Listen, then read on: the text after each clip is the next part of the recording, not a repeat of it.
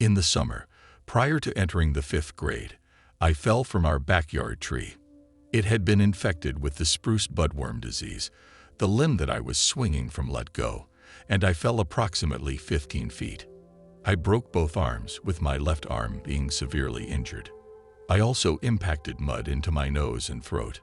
The lawn and bare ground around the tree was wet from rain from the prior night.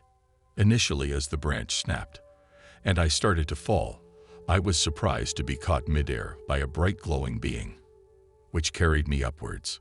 Upon reaching a glowing white landscape, I was released. I became quite euphoric and joyous. I immediately recalled jewels floating everywhere. As I moved my hand around them, I came to the awareness that I was flying and floating above our house.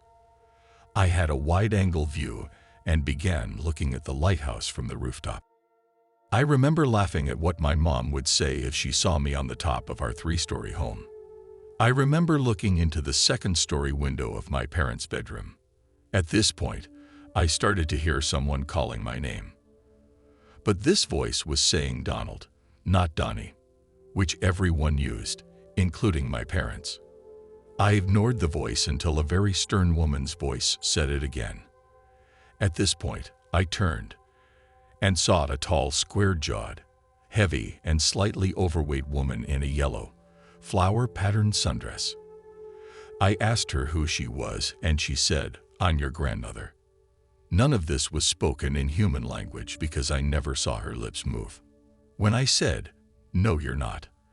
I know what my gram looks like, and it's not you." At this point, I had only my paternal grandmother living, and that was the grandmother I was talking about.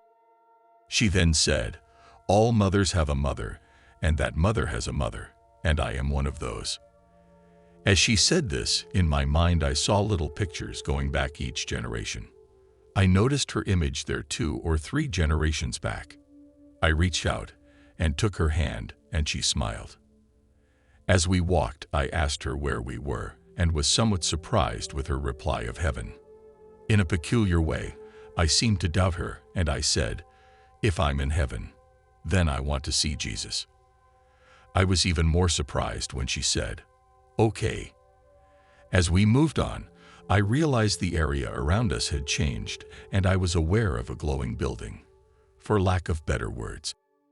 As we moved, I was aware that I thought it must be a library, because people were reading and learning. In one room, I was surprised to see an Indian, and as I thought that, a very annoyed reply came from the elaborately painted and feathered individual. "I am not an Indian, I am a." I have often thought of what he must have said. I remember how he was dressed and think he was one of the South American native tribes on the line of the Mayans, but remember only being bewildered and replying, "Look like an Indian to me." A little ways later, after seeing other beings reading and learning, my gram stopped and said, "Wait here."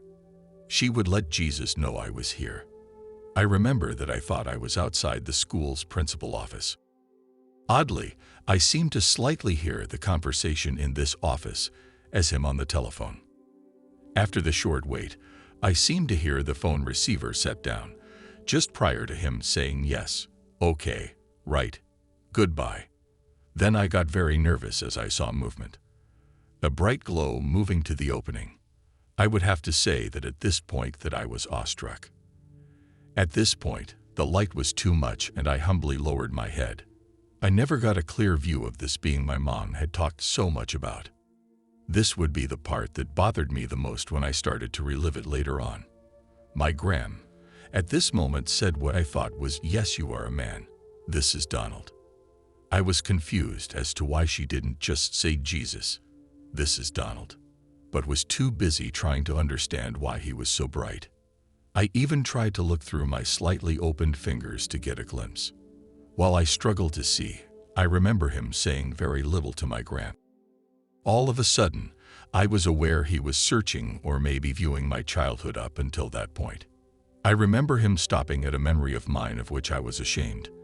I saw the event, the theft of a toy rubber knife from a Main Street department store, from a different angle. I saw me from a distance, running out the loading dock door and home. It was all from a distance, and detached. He paused slightly to see my reaction, and with no judgment whizzed through the rest. After this, my Gram, and he talked. She turned to me and said, "You have to go back." I think I even surprised myself when I said, "No, I want to stay here." Gram said that would make my family very sad, because they love me very much. I said, "No, they don't," and was told to look. As I looked down through what I thought was a television, I could see my sister and my brothers trying to revive me. My older sister was digging the mud out of my throat and nose. I was surprised. I could hear her saying, Donnie, breathe, please," as she slapped my face. Then my Gram bent down, and while on one knee turned me around and looked me straight in the face.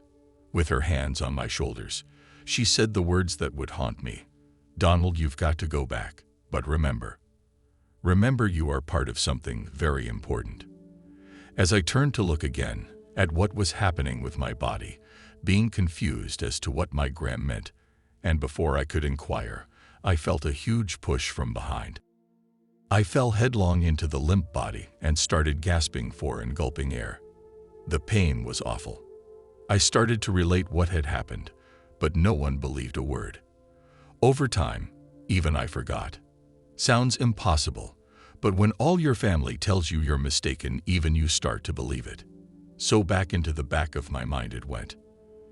I was married for 8 years and having the last of our 4 children born when this all started coming back to me. In dreams, hearing certain things, and then my brother tells me the Hebrew name for Jesus was Yeshua. Boom. What a lot of memories then. I didn't get to tell my mother the whole story until she was in the hospital and had only 2 weeks to live. She made me promise to tell my siblings, all 7 of them. When I finally told my wife, she said, "Honey, I can see why you never told anyone. You were afraid no one would believe you." I laughed aloud and was surprised to hear myself say, "No, dear, I didn't tell anyone because I didn't believe it. Because after years of being an atheist, it didn't have a place." I'd like to end by saying that I've tried over the last 5 years to tell people this event. Even now, when I get to the point where Yeshua comes out to greet me, I get that same rush of emotions. It gets me crying and embarrassed. I think that's why when they asked me if I knew my mother and family loved me, I said no, not like this. It seems that love in the physical sense is nothing compared to real love.